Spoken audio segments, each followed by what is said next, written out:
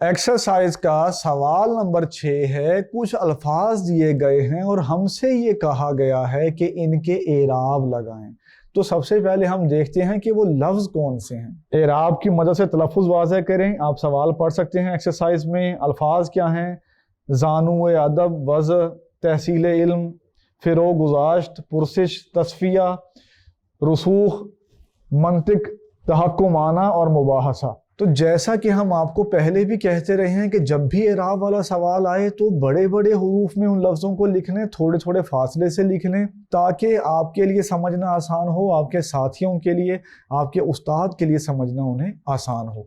तो आप सबसे पहले कॉपी पे नोट कर लें ये लफ्ज़, बड़े हुरूफ में थोड़ा फासला पैदा करके लिखें। अब हम बढ़ते हैं पहले लफ्ज़ के एराब की तरफ। तो पहला लफ्ज़ इस सिलसिले का है ज़ानुए अदब। तो जे पर आप ज़बर लगा दें, अलिफ साकिन है, नून पर आप पेश लगाएंगे, वाओ साकिन है, फिर आप हमजा के नीचे जेर लगाएंगे, ज़ानुए, अलिफ पर ज़बर, दाल पर ज़बर और बे साकिन। ऐसे ही लफ्ज़ बनेगा ज़ानुए अदब। उसके बाद लफ्ज़ है वज़ा।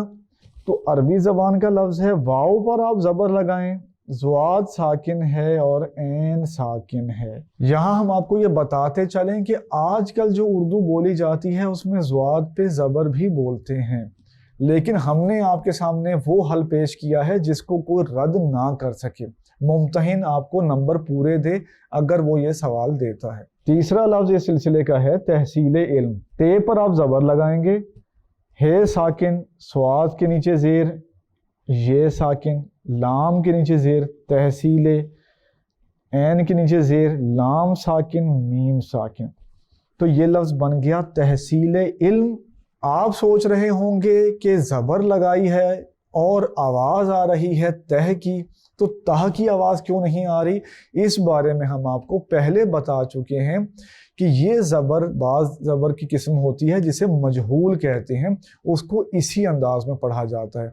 लगेगी ज़बर, जैसे हम आपको एक लफ्ज़ पहले बता चुके हैं महरम। तो महरम जो है उसमें भी मीम पर ज़बर थी, तो इसमें भी ते पर ज़बर है, लेकिन पढ़ना कैसे है? उसे इतना वाज़े करके नहीं पढ़ना, मारूफ अंदाज में नहीं पढ़ना, बल्कि उसको मजहूल अंदाज में पढ़ना है। तहसील नहीं पढ़ना, तहसील पढ़ना है। तो लफ्ज़ हो गया तहसील इल्म। आइए बढ़ते हैं अगले लफ्ज़ की तरफ। ये लफ्ज़ है फ़िरो गुज़ाश्त। फे के नीचे आप ज़ेर लगाएंगे, रे पर आप ज़बर लगाएंगे, वाओ साकिन। ये लफ्ज़ यहाँ तक बन गया फ़िरो। फिर गाफ पे आप लगाएंगे पेश, जे पर आप लगाएंगे ज़बर, अलिफ साकिन, शीन साकिन, ते जो है वो भी उस पर आप जज़्म का निशान देंगे। तो ये लफ्ज़ बन जाएगा फ़िरो गुज़ाश्त।